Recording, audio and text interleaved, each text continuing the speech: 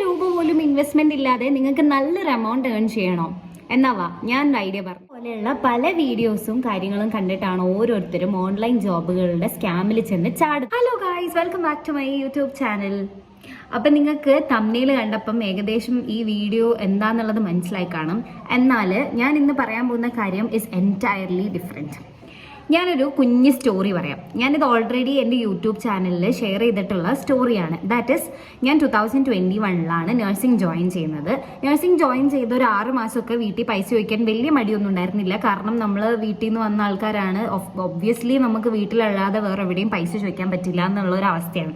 പക്ഷേ ഗ്രാജുവലി ആ സിറ്റുവേഷനൊക്കെ മാറാൻ തുടങ്ങി. ലൈക്ക് കുറച്ച് സമയം കഴിഞ്ഞപ്പോഴത്തേക്കും നമുക്ക് വീട്ടുകാരോട് പൈസ ചോദിക്കുക എന്ന് പറയുന്നത് നമ്മളെ കൊന്നിടുന്നതിന് തുല്യമായ ഒരു അവസ്ഥയാവാൻ തുടങ്ങി. കാരണം നഴ്സിംഗ് ആയതുകൊണ്ട് തന്നെ നമുക്ക് അല്ലാത്ത കാര്യങ്ങളിൽ നല്ല എക്സ്പെൻസസ് ഉണ്ടാവും. അങ്ങനെ ഇടയ്ക്കിടയ്ക്ക് പൈസ തീർന്ന് നമ്മൾ വീട്ടിൽ പൈസ ചോദിച്ച് നമുക്ക് തന്നെ അത് എന്തോ ഒരു ഫീൽ ആയിട്ട് തോന്നാൻ തുടങ്ങി.